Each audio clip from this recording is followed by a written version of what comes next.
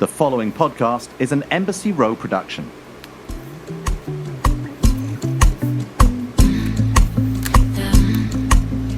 I need you like I need sunlight. Welcome to today's episode of the Bright Side Podcast. My guest today is sustainable fashion designer Sami Miro and her adorable little puppy Sunny. Thanks for being here. Oh, look at that. See what I'm talking about? That's her tail Okay, wagging. Sami was just bragging about Sunny's tail wagging skills, and then she literally just put her tail on the microphone and was wagging on the mic. So you guys all got a little taste of that. Okay, so I used to see your Instagram stories every single morning. Maybe it wasn't every single morning, but 4:30 a.m. like every day. And I don't know anybody in their right mind who would do that. Yeah, it was only for a very specific yoga class, hot yoga. Definitely have What is not going on in woken this up. hot yoga? Like, what could possibly be happening? This class taught by Soha, one of the best teachers in the world. She kicks your ass, and it's like she has like a cult following. Okay. There's a group of us because only so many people are crazy enough to wake up this early in the morning, you know, especially in Los Angeles where people don't necessarily have, 9-to-5 jobs. And Soha, there's the same people every time, and we would uplift each other, make sure we were there and ready to go. I would have to have a buddy, I think, who would come to my house and literally drag me out of bed if I was going to do that. Well, I could have been that buddy. Did you? I didn't have a buddy. So is the class not hot? Well, I guess right now is hot yoga not a thing? It's honestly sad, and I think about it often. I'm waiting for somebody to come up with a solution to the future of hot yoga, hoping that one day it will come back, because it impacted my life so much in a great way. I did do hot yoga for a while when I was living in New Hampshire still, and it would be freezing cold in the winter, and I looked forward to that class so much, because one thing that I never knew until I did the class was how much the heat helps you to be so much more flexible. Mm-hmm. So I was never really able to just crack my back myself, and then I started going to hot yoga, and all of a sudden I was so loose. That was amazing. So then what are you doing now to replace that? I have a Peloton. Do you like that? I'm obsessed with the Peloton. And I am, no offense to SoulCycle, not a fan whatsoever. I just didn't think it was a hard enough workout. I didn't really get it. Sami. SoulCycle for me is death. Well, I'm an ex-gymnast. So when I work out, I need my ass to be whooped. I guess I did know that about you. And okay. If I'm not dying on the floor about to pass out, I'm pissed. So your eyes, you're what is wrong with you? No, I wish I was like that. I'm jealous of that, because I wish I was the type of person who I'll crave a morning hike, and that's about it. And if I get sweaty, then that's kind of a problem. So we're kind of the opposite when it comes to working. Yeah, but maybe that's because you were a gymnast when you were so young. So, yeah. Okay, can we go back then to all of that? Because I want to know more about that. That's one of my favorite things about having my friends on this podcast, by the way, is getting to know, I can ask you anything. Right. So, okay, I want to know about that. So I was a gymnast I started late, and I was around 7 years old. And you grew up in San Francisco. I grew up in San Francisco, yes. I did gymnastics for 10 years. I was junior Olympic before I quit. And that's really where I got my work ethic, having to balance 40 hours a week of gymnastics on top of school, middle school, high school, all the homework and projects, and having to learn how to balance my life with so I would finish high school around 2 p.m., an hour and a half early, so that I could get picked up, go take a train from San Francisco to San Mateo. And then on that train, I would do, it was about an hour-long train ride. I would do all my math homework, science homework, try and get it all done. Then go to gymnastics, finish gymnastics in San Mateo, which was 30 minutes outside of San Francisco. Then get driven home by my coach. Then I would be home around 10 p.m. every single night. Wow. And so, have to cram homework and do whatever I could. It was crazy. So I just had so much going on that I just had to learn how to manage my time really well. Yeah, that's dance moms, right? Totally, yeah. It was that kind of thing. Yeah. Did you ever go to a special school for that? I was at the point where I needed to either quit school and start doing homeschooling, or quit gymnastics. And by the point I was at, I was like, I need to live a life. Like, I've never had friends outside of my gymnastics friends. I never like went to a high school party. I just felt so deprived, and I was ready to kind of live my life. And so that's what I chose. Okay, so that makes a lot more sense now that you're like, so your work ethic is what it is, because in order to be a gymnast at that level, you obviously have to like have that kind of and you must have that naturally as well.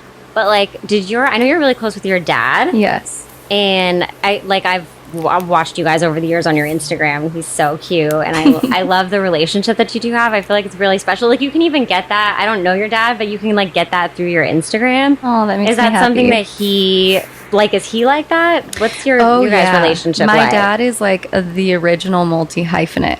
He has such a crazy story. So first, he was a jazz musician. He learned from Art Pepper, who's like one of the icons. Sorry, Sonny. It's Jeez okay. Louise. You can have some real nice background music from Sonny right now. Yeah, so my dad was a jazz musician. He was super young, like in his teens, learned with Art Pepper. A bunch of like amazing people in Los Angeles who really created the jazz scene. Then he was a writer on like Laverne and Shirley and Welcome Back, Kotter and old school shows. And then he went to a crap ton of school. He has several PhDs, and he was an engineer for the first aircraft that went to the moon. Okay, so the apple doesn't fall far from the tree. It's literally if I can insane. say that expression. No, you hit it. You said it just fine. I mean, he was a creative. You know, he was a writer and a jazz musician, but then he was so extremely intelligent. Worked on the first aircraft that landed on the moon. What? Yeah, that's amazing. Yeah, what a cool legacy. Yes, and then he's been a professor for the last like 40 years. What does he teach? Quantitative business analysis, which is just like a kind of a fancy way of saying business statistics in a way. That's what he says. He's very humble. He's like, it's just business statistics. That's really cute. So my brother just got his PhD in aerospace engineering, but he studies fluid dynamics. And same kind of thing where I'm just like, what on earth? Like everything he talks about, I'm like, I have no idea. That's what the hell. It's amazing, and he's obsessed with it. He loves it. He lives over in England now, and he's teaching. So that's what he decided he wanted to do. But similar kind of thing where he had the option to like either go work for NASA or become a professor. And I'm like, please be an astronaut. That'd be so sick. Yeah. he went the professor route, but it's still really cool. He's over in England and like loves it there. That's amazing. Okay, I want to get into your clothing line and like where did you begin? Where did your passion for vintage come in? My passion for vintage started when I was around 12 or 13 years old. When I was a freshman in high school, I went to a school where everyone was like driving to school in BMWs and, you know, like I was not. I was taking the bus to school. And all of the kids, well, you know, there was like the cool kids. I was super shy, super quiet and awkward. You know, the gymnast who like had no friends at school because I was in gymnastics the whole time. And I found vintage because I didn't know who I was at age 14 or 15, you know, obviously. And the cool kids were like wearing all these designer brands, which my dad was like, sorry, not buying that for you. Yeah. And I found vintage and thrifting just randomly. The first vintage store I went to was in San Francisco on Van Ness Street. And the front of the store was like really nice stuff. The back of the store was all vintage. And so I found these brand names that were the same, that were in style at the time for the cool kids in school. So I was like, oh my gosh, I can wear this shirt and it's the brand that everyone is wearing, but the catch is that there's holes in it, there's sun damage, and, you know, back then, you know, that was not cool at all. You look like shit if you're strolling in with holes in your shirt. Now it's the coolest thing ever. Now that shirt would be $1,000. Right. But back then it was $7.99. Oh my God. Do you remember what that was? 100%. Yeah, it was a purple Lacoste polo. Lacoste was so big. Yes. I remember a purple that. Lacoste polo, and it was like not even purple anymore. There was so much sun damage, so many holes everywhere. But I'm not kidding. It would have been divine now. I wish I still had it. It would have been so sick now. And so it gave me that confidence, like going into school with the cool brand gave me the confidence to, you know, smile a little more or talk a little bit more. But at the end of the day, what really ended up happening was me realizing that I was the only person in the entire world with that exact t-shirt on. I was like, whoa, this is so cool. I'm the only person with this, and that makes me feel confident. And so from that point on, I didn't care about the trends. I didn't care about what the cool kids were wearing. I cared about finding the coolest pieces that I was the only one in the world wearing. And that just turned into this whole thing that like made me become the confident girl who was able to express herself with her style. But little did I know that, you know, several years later it would become my job, you know? Yeah. So, well, okay, so first of all, I'm horrible at shopping for vintage. I love it, but I don't have the patience. Like, I'm not good at going through, I don't know. It's really hard for me to figure out that's totally vintage. fine. But I want to. So do you have advice for me and anyone else who like I love vintage stuff. If somebody hands me something, I will be like, yes, I want to wear that. But I can't like find it myself. That's totally fine. That's why there are people like me who find really sick vintage and who will go into these gross, humongous warehouses wearing masks and gloves before COVID. Even before COVID. Yeah, because the places that I find my vintage that I turn into, like rework and turn into my one-of-ones, are the places that everybody in the world go to find vintage for their stores. Like when I go to my warehouses, there's so many people from Japan. Like Japan has some of the sickest vintage because they know all of the places to go. So where I go to is places like that, and I will dig and dig and dig, and it's dusty and it's dirty and it's gross, but that's where you find the gems. And that's fine that you don't want to be that person to dig, because you have other people to do that work for you and create a store and lay it out for you in a way that makes it appealing to you. So when did you start Sami Miro Vintage? What year? In 2016. Okay. Yeah. So as a woman like who just started and is running your own business, what have you found to be the challenges, like favorite things about it and least favorite things? Favorite things, I get to do what I love. I get to create and invent something, and I get to focus my time on something that I 100% believe in. The hard parts about being an entrepreneur, there are so many. You have to want to never stop working. At the end of the day, when you are a founder of a company, you have to rely on yourself for every job. Unless you start off somehow with like a huge team and you have backers and a team, typically you have to wear all of the hats. So you have to be ready to do the hard work, lug a bunch of things, whatever you gotta do all of the financing, like everything. You have to be ready to do all of those, because if you're not going to do it, nobody else is. Another part is when your team starts to grow, it's their livelihood is in your hands. So your success is that much more important, because it's beyond you at this point. You know, I want my team to be successful. I want my team to make as much money as they possibly can. I want everybody to be happy. You have to, you know, build this energy within the company that uplifts your team and excites your team. And there can be a lot of pressure, but it also is like the motivation that keeps you going at the same time. What would you say is the lowest point that you've had in starting the business? Because you're like, just because, for anyone who doesn't know her, I mean, like every major celebrity wears your stuff, which is really cool. I mean, that's got to be, how does that feel when you see that? You know, it's rare that I actually take the time to like absorb it and to allow myself to like get excited over it. But recently I just launched my second collection, and Kylie Jenner debuted it, which was like crazy for me, you know, like 10 days before I was planning on launching the website. she wore 2 of the pieces and tagged SMV on her Instagram. That's really awesome. And I was like, okay, guess I am making the website right now. And so I woke up Saturday morning and I'm like, all of these notifications, and I look at the Instagram and it's like Kylie. And I was like, okay. Then I built the website was, I also do make my own website. Of course you do. And so I'm like, okay, it's, 60% there, but Saturday morning was like, getting the final touches done, and then, had to launch it.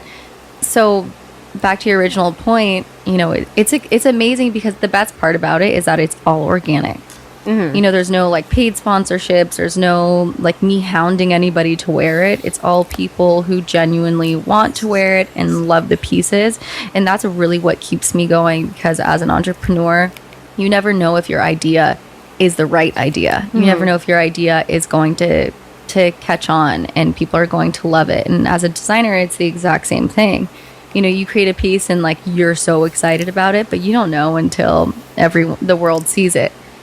And so at that moment and continuously since then, all of the support has just been so exciting and phenomenal. And especially during COVID right now, there's no events, there's no red carpets and in big scenarios where people would normally wear your stuff. So the opportunity for people to be excited and wear and post your pieces is much smaller now than it was before. So the fact that I've been, getting great feedback is really good. Yeah. And back to what I asked you before, what would you say is the lowest? The lowest point, I think, is when you're second guessing yourself.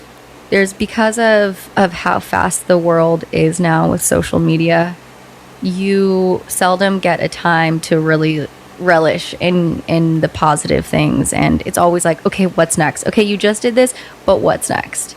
And sometimes it can be nerve-wracking and scary. And I think that my lowest points was just second guessing myself and not putting things out because I was fearful. And I've definitely done that a lot. But the launch of this collection, I think, is the launch of the new SMV that we will be seeing, with a lot more drops and a lot less holding back and being fearful and just going for it. And then what do you see happening with the brand in the future? My ultimate goal for SMV, in 2016 is when I launched it. And we were one of the very, very few brands who have been pushing sustainability.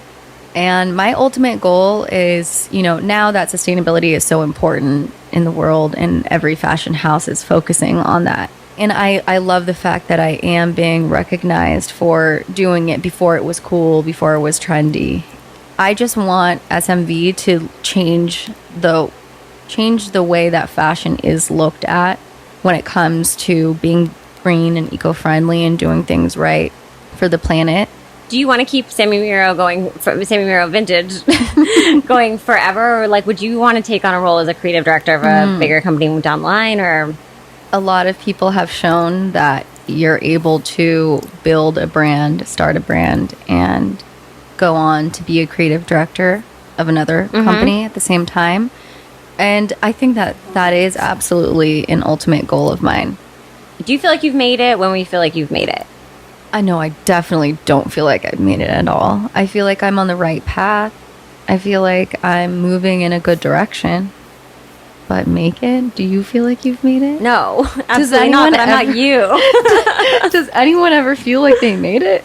I don't know. I wonder. Yeah. I remember when I had Foray, I would sometimes think, I can't believe I have employees and people, and I would think sometimes the fact that I actually have this responsibility, and I feel like I was a fake person doing this job. I'm am I actually qualified for any, But why? I feel like you never really feel like you're, I don't know. I think I just always have looked at myself as an 18-year-old version of myself, I totally feel that.